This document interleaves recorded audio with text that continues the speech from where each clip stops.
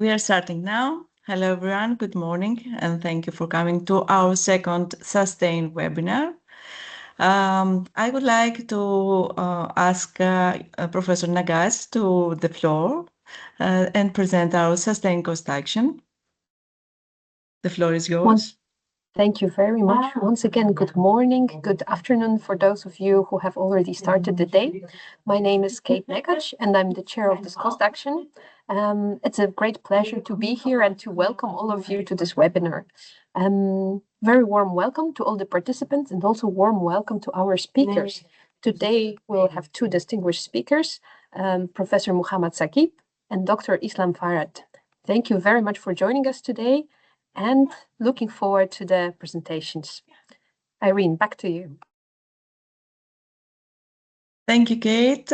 Sustain Cost Action is organizing a series of webinars aimed at building a global transdisciplinary network of scientific experts and engaged stakeholders in salinity research.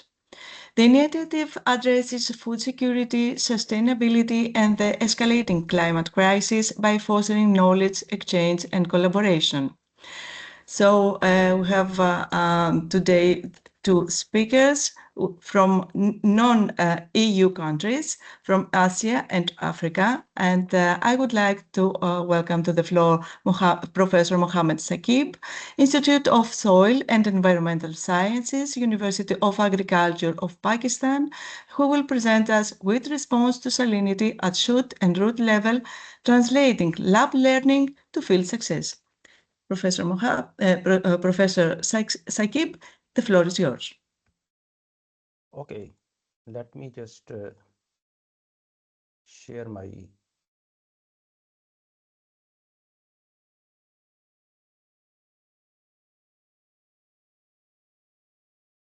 screen.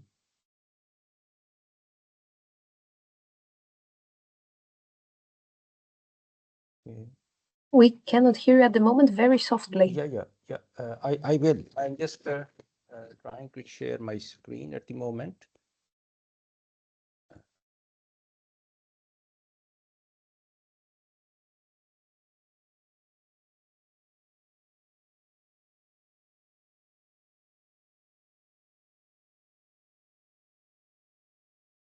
So, can you see my presentation at the moment, or? We can see your screen, but not your presentation. Not my presentation. Let me see.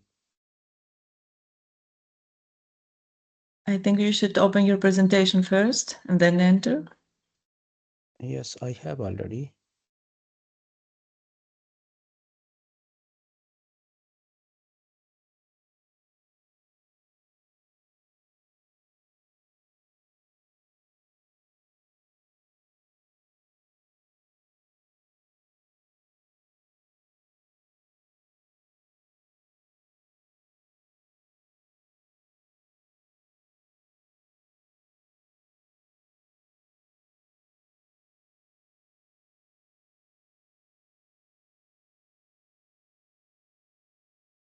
I will just close it and open it again, my presentation, so that there is any problem.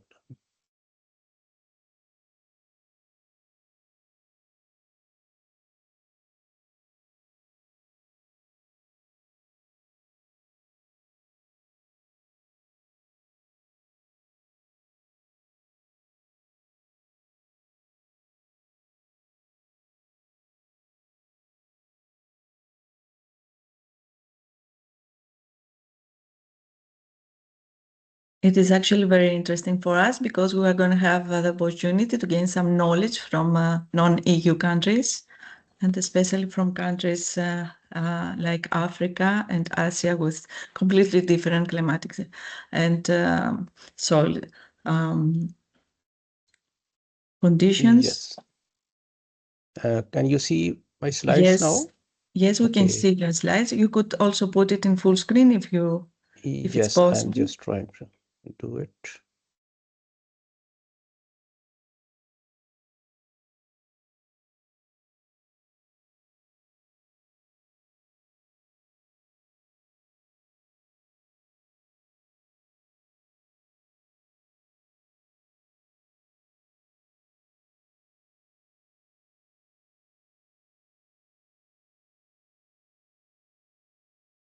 Okay.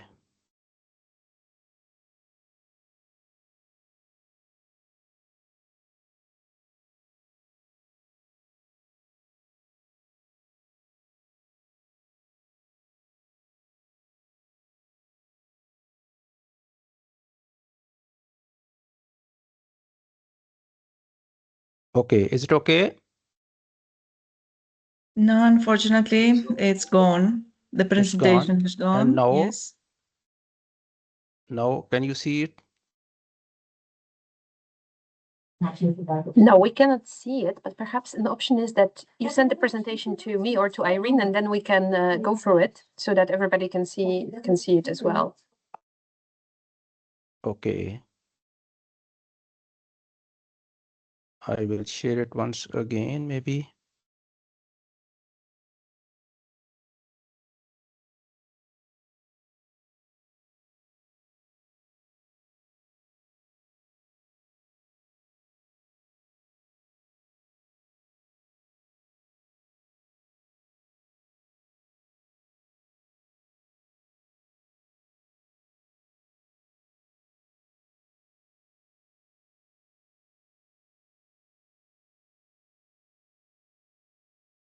Very nice.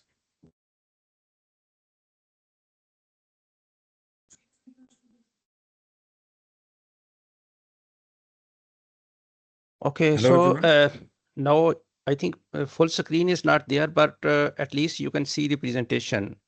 How do Yes, you we think? can see it. Yeah, we can see it now. Okay, so that works.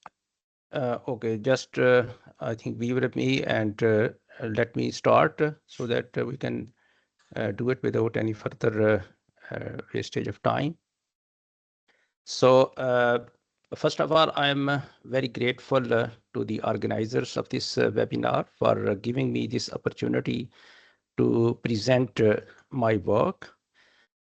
And I will talk today about wheat response to salinity at shoot and root level, translating lab learning to field success. And I have arranged my presentation under these headings. I will talk about the salt factor soils, their importance, their effect on plant growth, then about wheat, how it is important, and then, of course, salinity and wheat growth, its shoot growth and root growth under saline conditions. And what are the challenges for the studies which are conducted under lab conditions so that they can be translated to the field conditions. As we all know that salinity and salt factor soils, they are a challenge as well as they present opportunity for all of us to improve food security, availability, and environmental sustainability. So these salt factor soils, they are in significant area and present in more than 75 countries, covering about 7% of the world land, and about 1/3 of which is irrigated land. And these are vital for food security and climate change resilience. And this food security and climate change resilience, that is not possible without using degraded land resources. And this is around the world. And particularly if we talk about Pakistan, we are around 1/3 of cultivated land that is affected by salinity to much extent. So we do a lot with respect to the rehabilitation of these lands and production of food from these lands. Now, if we look at the salt factor soils, one of the major problem which I see with respect to the lab studies and their translation to the field, that is to some extent a lack of inclusion of all the stresses and properties of the salt factor soils while we are doing the lab studies. If we just look at the properties of the salt factor soils, so there are saline sites which have only high concentration of soluble salts. Then there are the sodic soils or alkali soils, which are having high concentration of sodium, high SAR. And most commonly, there are saline sodic soils, which have high soluble salts as well as exchangeable sodium, and their acreage, their area is higher as compared to the saline soils only or the sodic soils only. These soils, they of course require different management practices, as well as when the plants grow under saline soils or under saline sodic soils, they experience different stress or different level of stress. So that is one of the reasons that when we study, for example, wheat, as I will show in my next slides. So if we only screen the wheat or study the wheat and develop wheat genotypes for saline soils for only one salt factor conditions, then many times it is not successful when it go to the field, because in the field there are saline sodic soils, there is sodicity, there is high SAR in the field, and there are allied stresses also in the field.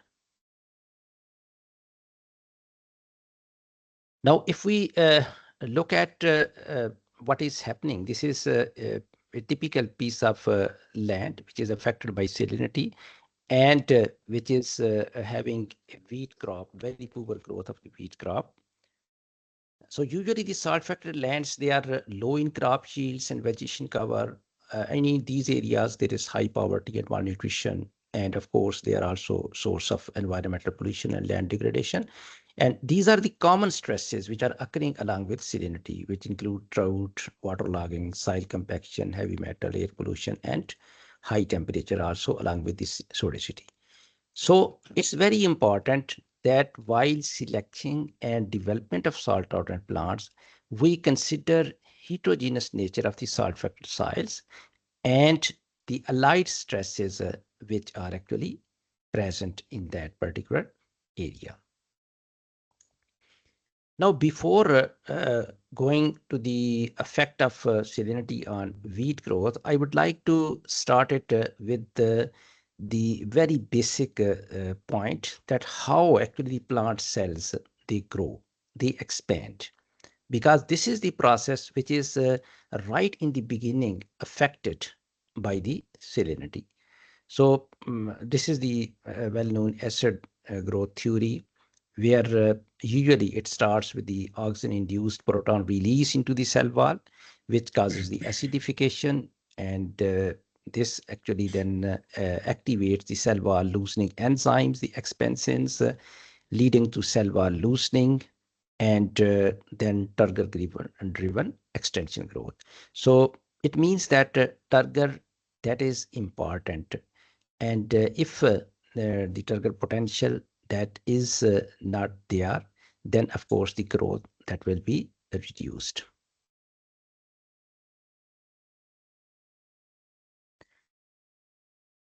If we just look at the basic processes which are affected due to salinity, so the first one, which has been very widely discussed, that is the water stress. So as plants is affected by the salinity, it affects the growth immediately and is caused by the salt outside the roots. So this is the point where the salts have not yet entered the root. Salts are outside the plant, and there is water stress that actually immediately, based on the previous slide of that acid growth theory. So when water stress is there, then the growth is immediately affected. Salts are still outside the root. It decreases new shoot growth basically.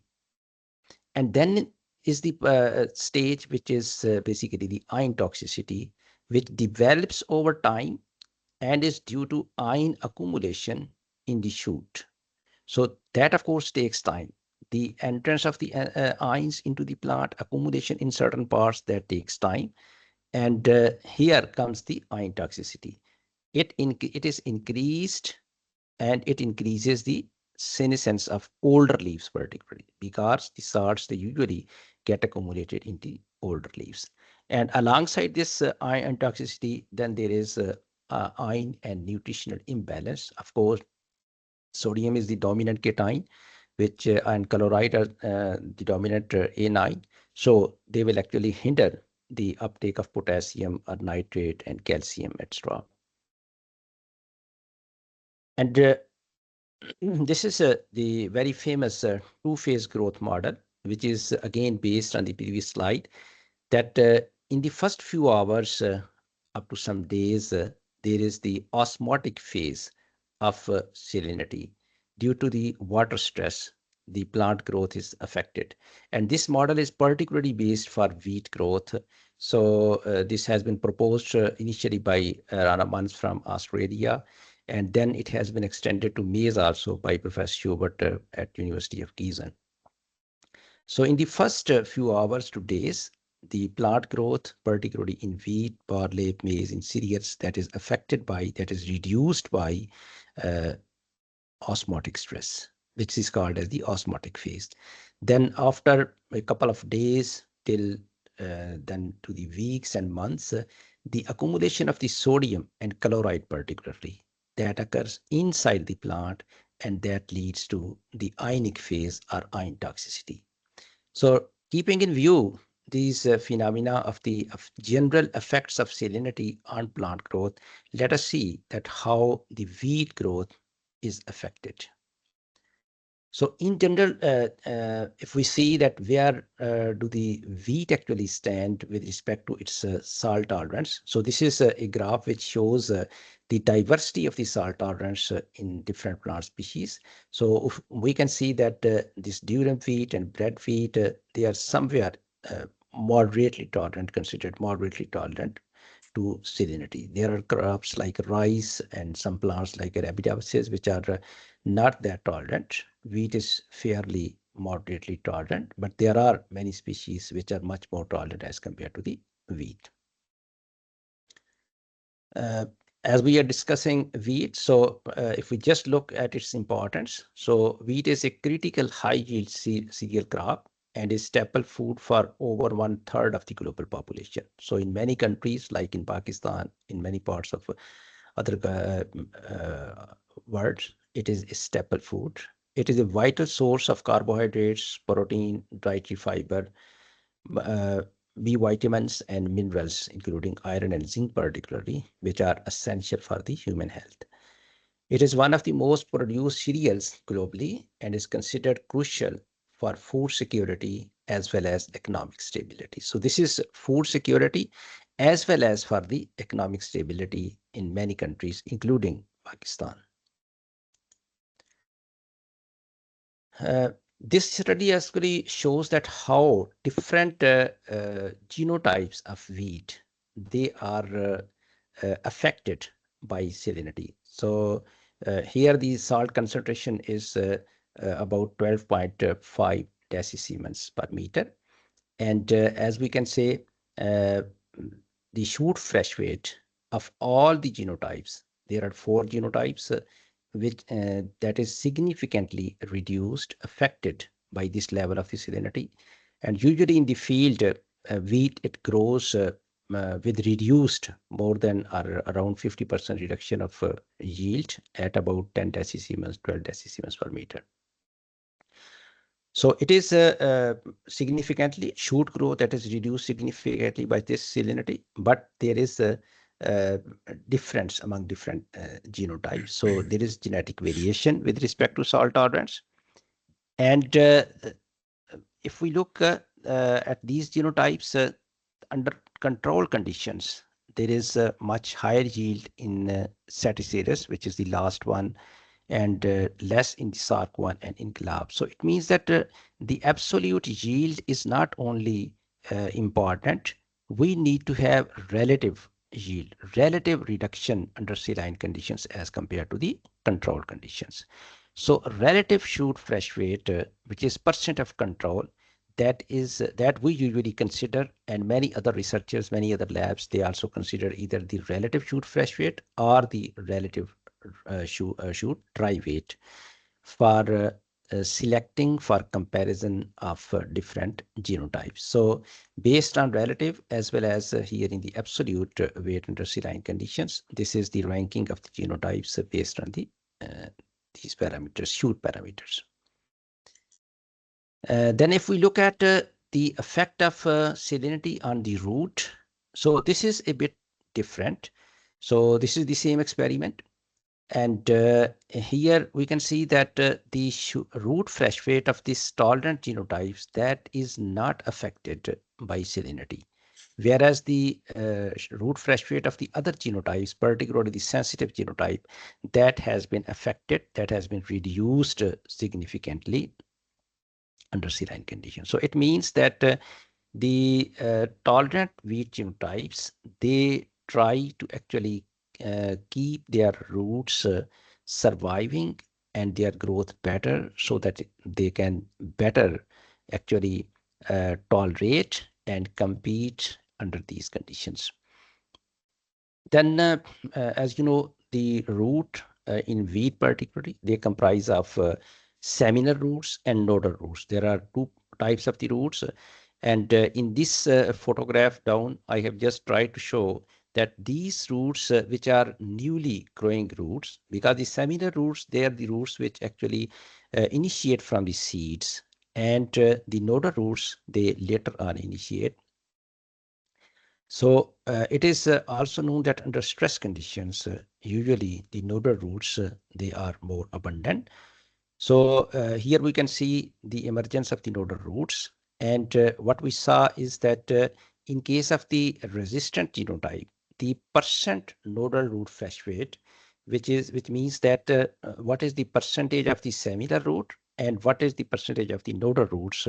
So the percent nodal root fresh weight that was higher under saline conditions for the tolerant genotype as compared to the sensitive genotype. So the shoot as well as root growth of wheat that is affected, that is reduced under saline conditions, but there are differences with respect to the genotype and with respect to the root type. And then this table shows that how the ionic composition in the shoots, in the roots, and its translocation from the root to the shoot, that is different in different genotypes. So we can see that shoot sodium concentration that is higher in the sensitive genotype as compared to the tolerant genotype, and the root sodium concentration that is higher in the tolerant genotype, and it is less in the sensitive genotype. And when we looked at the root to shoot sodium translocation, so it was surprising that the tolerant genotype, it has much lower translocation of sodium from root towards the shoot. It is 1.4 only, whereas it is 4.1 in the case of the sensitive genotype. So the tolerant genotype has certain mechanisms to actually restrict the translocation of sodium from root towards the shoot. However, if we look at the uptake of the sodium per gram plant matter, so that was almost similar. It is 1.5, 1.5. But the tolerant genotype, that is actually managing the in-plant concentration and translocation of the sodium. Because sodium is, of course, the ion which is toxic. Then if we look at the concentration of sodium in different shoot, in different leaves, then we can see that the top leaf means that the first leaf which is emerging or has emerged, and then the second leaf, and then the third leaf. So in the first two leaves, all the genotypes, they were actually having very less concentration of sodium, and almost it was similar in all the genotypes. Whereas in the basal leaf, or in the third leaf, we can say there were differences. The tolerant genotype, it was actually trying to have less, because this is also very functional leaf with respect to the photosynthesis. Whereas the sensitive genotype, it was having higher concentration of sodium in this leaf. So the tolerant genotype, it was actually able to restrict the sodium translocation from the root towards the shoot, and then it's built up into its all leaves, top, mid, as well as the basal leaves. Then, of course, not only the sodium, but the potassium to sodium ratio, that is also very important. And as we see this ratio in this graph, in the shoot as well as root, so it was higher in the shoot in case of tolerant genotype, which was whereas it was higher in the root in the sensitive genotypes. So it means that the tolerant genotype has certain mechanisms to actually maintain a higher potassium to sodium ratio in the shoot so that its shoot is properly functioning. Then to further explore that how these genotypes they are behaving in this way with respect to their growth and with respect to their ionic composition, shoot ionic composition, leaf ionic composition, and root ionic composition, we tried to explore it at the molecular level, and we studied the sodium to proton antiporters, which are the membrane proteins playing an important role in transport of sodium out of the cytosol into the vacuole and the apoplast. So we studied it in the shoot as well as in the root, and we found relatively higher expression of these sodium to proton antiporters in the case of tolerant genotype as compared to the sensitive genotype. It was true for the shoot as well as root. So this was, you can say, the mechanism behind the better growth of tolerant genotype as compared to the sensitive genotype. Now, as we studied or keeping in view our efforts to make the things more and more valuable for the field. So this study was, of course, after a couple of weeks of the stress. So with respect to the water stress or water relations, we didn't find any difference among these genotypes. So it means that the plants were in the ion toxicity stress already when we studied all these. And in the particularly in this study, this is a different study. We also added drought or water stress additionally. So water stress, or drought stress, particularly, it can occur at any stage of the plant. So we actually applied it at different stages and found that the water stress which is applied at booting and grain filling stage or regenerative stages, they are more lethal or hazardous for the plant as compared to the one if it occurs at the tilting stage. This is the effect of waterlogging. Again, it can occur at any stage. So we studied it with respect to different stages and again found that the additional effect of the waterlogging as well as its individual effect that was higher on the grain yield as well as shoot growth at a regenerative stage, at reproductive stage, at booting, or at the grain filling stages. Then with respect to the effect on the root growth under saline waterlogged conditions, we found that in case of tolerant genotype, better root growth was managed. And again, particularly this nodal root fresh weight or nodal root to seminar root ratio, that was increased in case of the tolerant genotype as compared to the sensitive genotype. And that also enabled that genotype to have better ionic relations.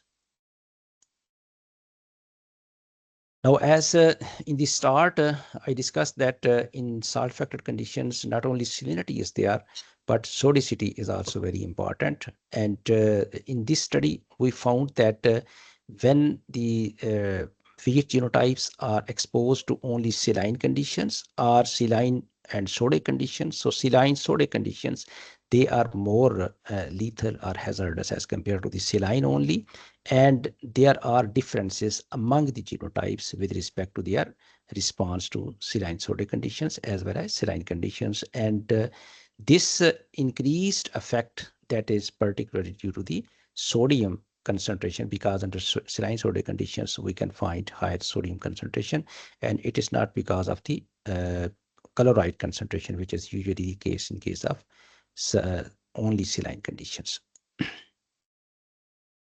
Now under sodic conditions, not only there is high sodium, but usually there is low availability of the calcium.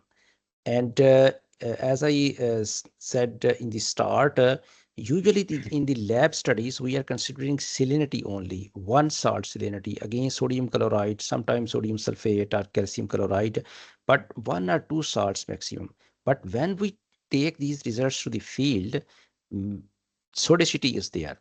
So we were actually trying to mimic the situation of sodicity, because developing sodicity in the lab, that is possible, but that is more laborious, more time consuming. So for that purpose, we try to expose the different genotypes of wheat to low calcium and sodium conditions. And we found that salinity plus low calcium in controlled conditions, that gave us relatively better results for field application of those results from the field towards from the lab towards the field. And this study shows that the genotypes which are performing better under salinity to salinity conditions, and then low calcium conditions, and then salinity plus low calcium conditions. So they are confirmed here that which genotypes which will perform better under the field conditions having sodicity. And with respect to the mechanism, we found that there is, because under sodic conditions, usually there is high pH of the soil. So these genotypes, they were also having high rhizospheric acidification potential. So this picture shows that this genotype, which is tolerant to low calcium plus salinity, that was able to acidify its rhizosphere conditions.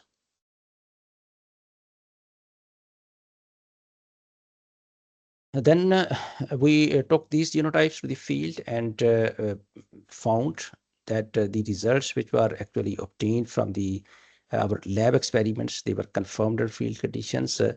And here, these graphs are from the normal soil with good water irrigation, and these are from saline sodic soil with good water irrigation. And these are the third one. This patch is on the saline sodic side with irrigation with poor quality water. So under both these conditions, the genotypes behaved similar to what they have actually performed under conditions, under lab conditions. So that actually gave us the confirmation that our technique to screen out under controlled conditions, that is valid for field conditions. Now, if I just summarize, with respect to the selection, development, and characterization of different plants, particularly as I'm talking now about the wheat, so we need to have screening techniques and the conditions in the lab which are very relevant to the field conditions, very near to the field conditions. And we need to consider that salinity in lab we are using only 1 or 2 salts, whereas in the field there are mixtures of the salts. There are more than one salts. There is sodicity. There are allied stresses. So when we are working in the lab, we need to consider those, and we need to devise or use the techniques which are actually considering those stresses and field conditions. And we have devised those techniques for sodic condition as well as for drought conditions and salinity plus waterlogged conditions. And right now we are also working on salinity and high temperature stress conditions also. But with all that, as I feel, the field phenotyping, of course, it is much more expensive, but working directly in the field and screening in the field, that is, of course, much more importance that can give us the most reliable results.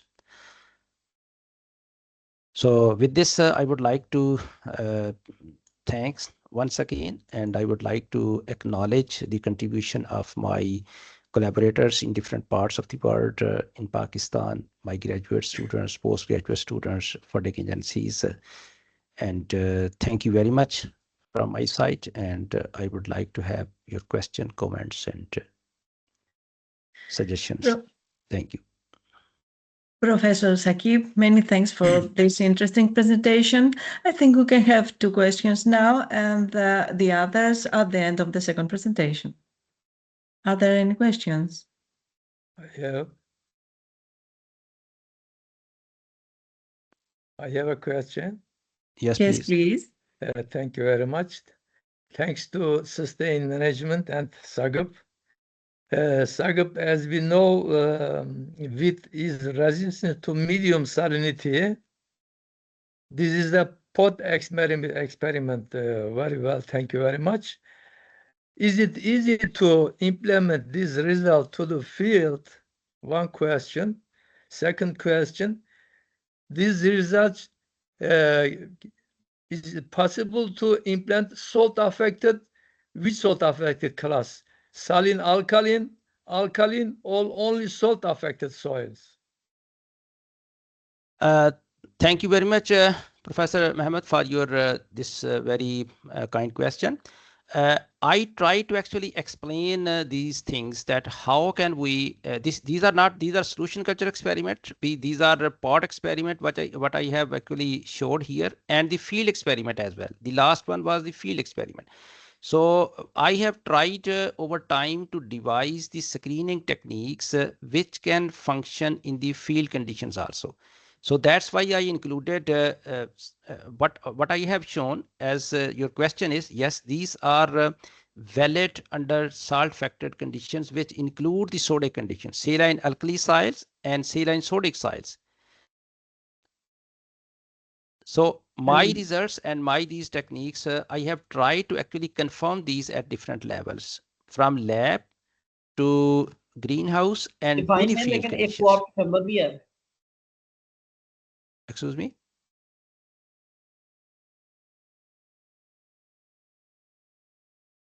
You can continue. Okay.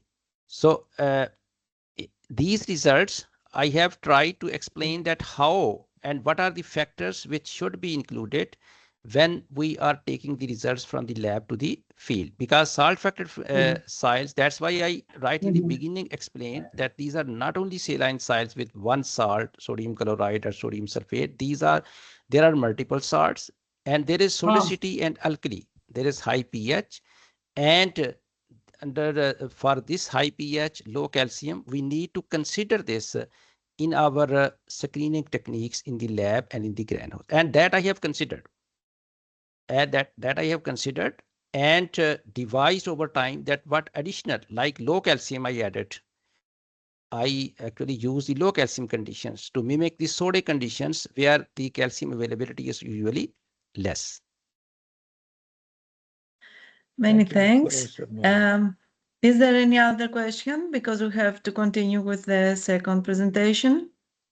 Can I ask another question? Yes, please. Yeah, sorry, my camera isn't working, but thank you very much presentation, Professor Sagip.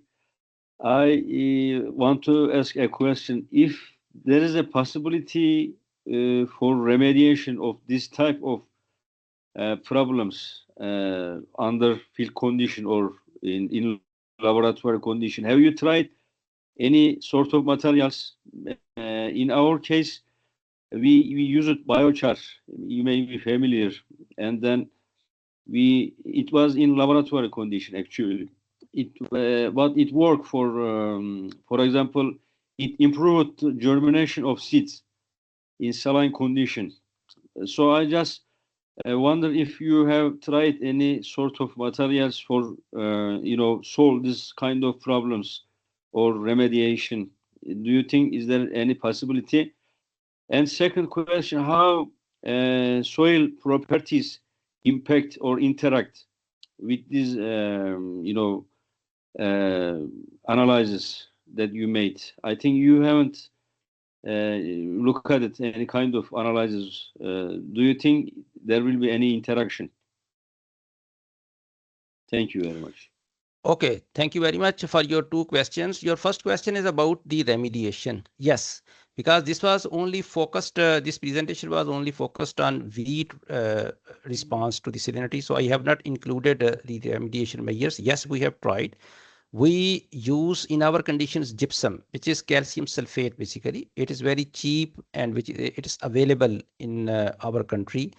And yes, for remediation, we use this gypsum. And as you said, biochar, yes, all the organic amendments, they are also useful for the remediation of these type of the soils. They are helpful. And the third one, that is the phytoremediation. As I showed here on one slide, there is the salt tolerant genotype that is having rhizospheric acidification potential. So that leads to phytoremediation. So when we use plants, particularly when we use the leguminous plants, so they also help in the phytoremediation of the soil. So because this is such a problem that we cannot actually resolve it with only one technique. So where it is possible, the phytoremediation, we use it.